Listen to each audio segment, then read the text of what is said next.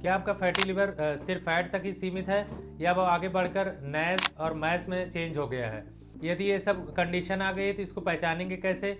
इसमें क्या होता है कि सिंपल फैटी लिवर जो होता है वो शुरुआती स्टेज होती है, लेकिन यदि उसमें आपका इन्फ्लामेशन और डैमेज हो चुका है तो उसकी वजह से ये कंडीशन नैश और मैश आ जाते हैं, और यही आगे चलकर यही कंडीशन जो होती है वो फाइब्रोसिस, सिरोसिस और लिवर फेलियर जैसी स्टेजेस में आ सकते हैं।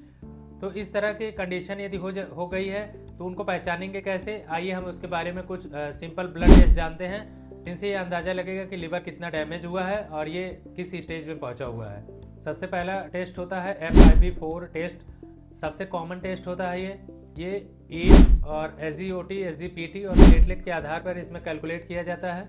इसका स्कोरिंग जो होता है 1.3 से यदि कम है तो सिग्निफिकेंट डैमेज होता है। दूसरा है आपका APRI स्कोर, जिसमें आपका AFT और प्लेटलेट के आधार पर इसमें आपको कैलकुलेट किया जाता है, और ये फाइब्रोसिस को बताता है कितना फाइब्रोसिस हुआ है। तीसरा है आपका NFLD स्कोर, में आपका फाइब्रोसिस की सीवियरिटी को मेजर किया जाता है।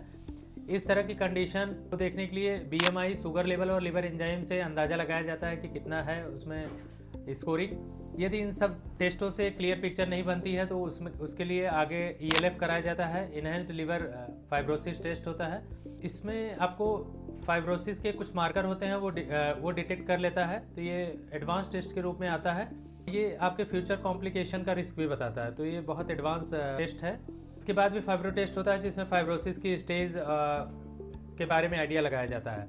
और फाइब्रो स्कैन में दो तरह की स्कोरिंग होती है, एक CAP स्कोर होता है और लिवर की स्टिफनेस। जो CAP स्कोर होता है उसमें पता चलता है कि लिवर में फैट कितना जमा हो गया है, वो आइडिया लगाया जाता है। दूसरा है आपका स्टिफनेस जो होती है, उससे फाइब्रोसिस कितना हुआ है इसके बारे में अंदाजा लगाया जाता है। सबसे जो non invasive most accurate test होता है वो MR इलास्टोग्राफी होती है। जो गोल्ड स्टैंडर्ड टेस्ट होता है इसमें वो होता है लिवर बायोप्सी, लेकिन लिवर बायोप्सी थोड़ा रिस्क वाला प्रोसीजर होता है। याद रखिए सिंपल फैटी लिवर जो होता है यदि कंट्रोल नहीं किया जाता है तो वो सिंपल फैटी लिवर जो होता है वो कंडीशन जो है आगे चलकर नैश, मैश, फाइब्रोसिस, सिरोसिस और लिवर फेलियर तक में चली जाती हैं। इसलिए आप अपनी सेहत का ख्याल रखिए, और यदि इस तरह की जानकारी आपको अच्छी लगी है और भी जानकारी चाहिए तो आप चैनल को सब्सक्राइब करें और शेयर करें। धन्यवाद।